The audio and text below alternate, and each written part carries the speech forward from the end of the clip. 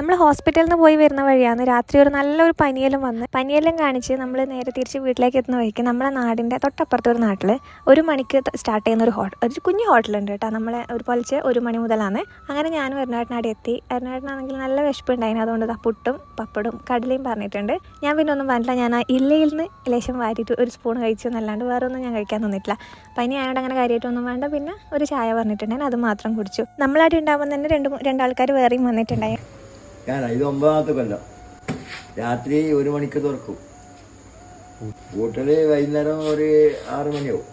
ഇഡ്ഡലി ഉണ്ട്, ചട്നി, പുട്ടും കറിയും പപ്പടം, ഇലയില, ഉപ്മാവ്, പൂങ്ങിയ മുട്ട, പൂങ്ങിയ പഴം, ഇതെല്ലാം രാത്രി 1 മണിക്ക് ഉണ്ടാവും.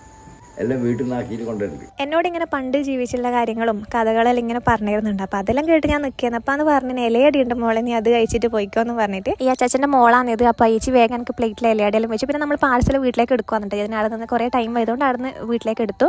ഈ കാണുന്ന ഐറ്റംസ് ആണ് നമുക്ക് ആ ഒരു ടൈമിൽ പോയാൽ കഴിക്കാൻ പറ്റുന്നത്. നമ്മൾ അവിടെ നിന്ന് ഇറങ്ങുമ്പോഴത്തേക്ക് വേറെയും കുറേ ആൾക്കാർ ആ ഒരു ടൈമിൽ അവിടെ എത്തിയിട്ടുണ്ടായിന്.